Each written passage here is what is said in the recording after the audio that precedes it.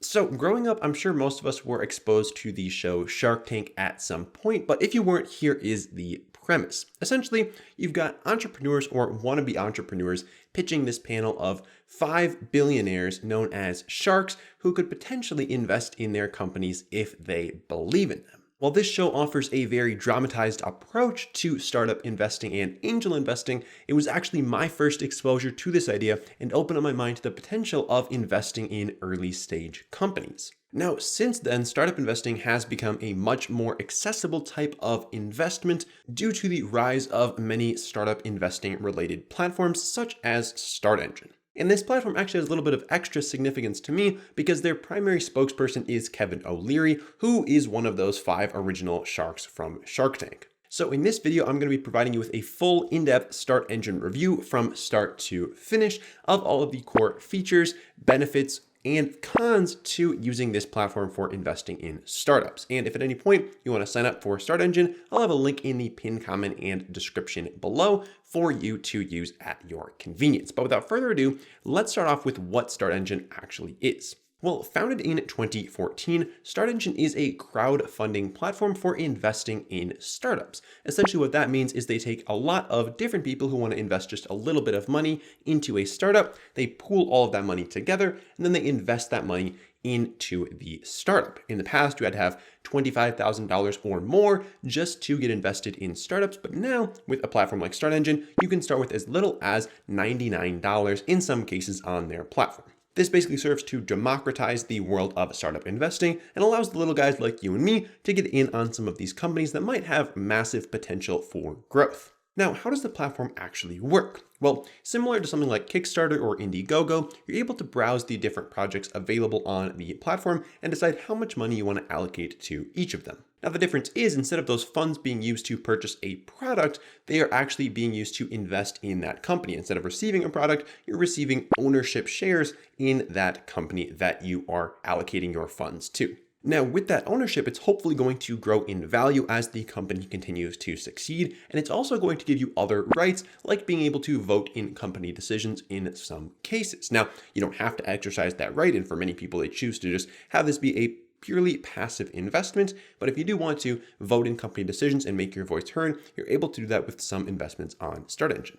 Now, within the investment offerings, there are actually two buckets that you should be aware of if you do want to invest through the platform. These are going to be what are known as regulation crowdfunding offerings and regulation A+ offerings. There's basically a different legal setup with both of these, and so there's going to be a little bit of different rules applying to each of these types of investments. With your regulation crowdfunding investments, these are going to be a lot easier for companies to raise money. There's less hurdles they have to jump through, but they're limited to only raising $5 million on a regulation crowdfunding offering. Now, while this might seem like a lot of money, most early stage companies have no trouble burning through that much money fairly quickly. Now, on the investor side, both accredited and non-accredited investors can invest in regulation crowdfunding offerings. However, if you are not accredited, there's going to be a limit. That limit sits at 5% of the greater of your net worth or your annual income. So for example, say you have $100,000 net worth and a $50,000 income. Well, 5% of your income would be $2,500. 5% of your net worth would be $5,000. So you'd be able to invest up to $5,000 into a regulation crowdfunding offering.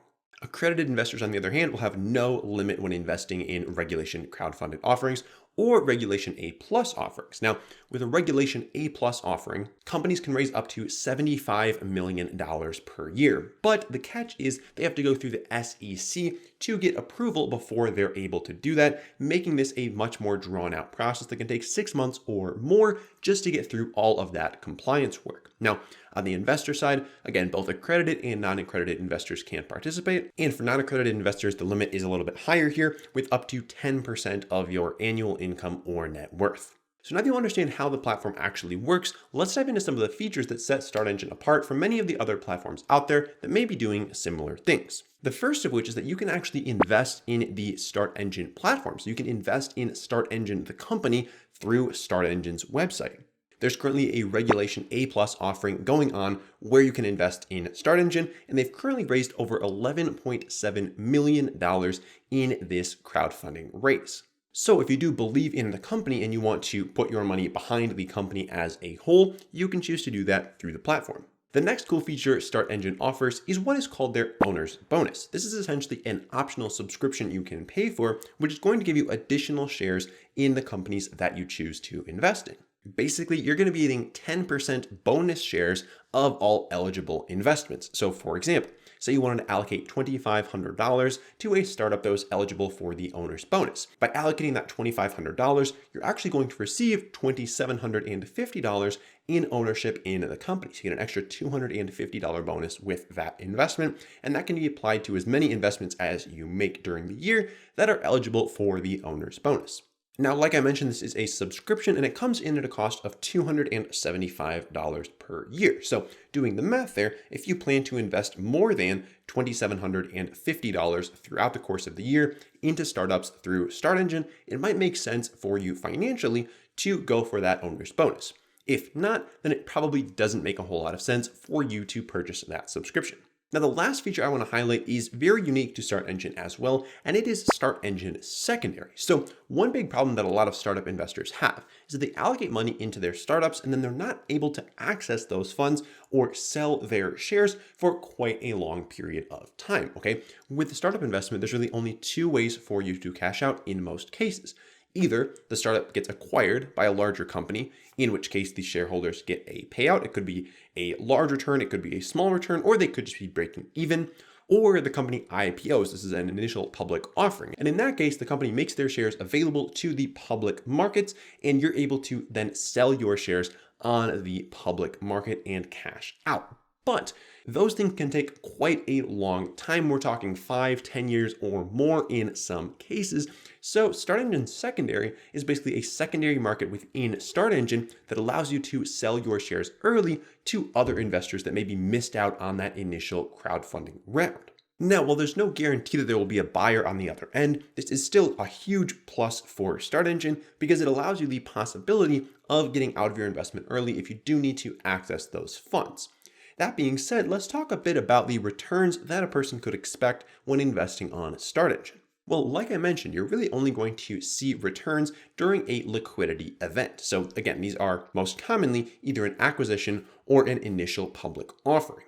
These can take quite a long time, so investors should typically have quite a long time horizon when investing in startups. Now, the actual returns that you generate are going to depend a lot on the companies that you actually invest in, because most startups do not succeed. About 90% of startups end up being worthless, so you should expect the vast majority of your investments on StartEngine to not pan out very well. But there's always the chance that you find the next big winner like an Uber or a Robinhood, in which case you could see a very nice return. For example, someone who invested $5,000 into Robinhood's Series A fundraising round would now have an investment worth over $1.5 million. But again, for every Robinhood that's out there, there are thousands of companies that did not succeed. So you're going to have to really do your due diligence when choosing the investments to make. And again, go into it knowing that most of them are probably not going to go very well. Now, so far there have been 7 different companies listed on StartEngine that have gone on to either become acquired or IPO based on data from Crunchbase. This is pretty on par for the typical startup failure rate of about 90%, and factoring in that most startups take about 5 to 10 years to either become acquired or IPO.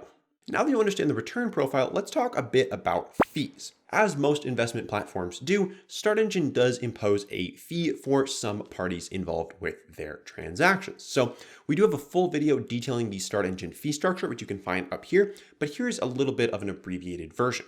In essence, most fees are going to be paid by the startup. So as an investor, there's only really 2 main fees that you could potentially be paying.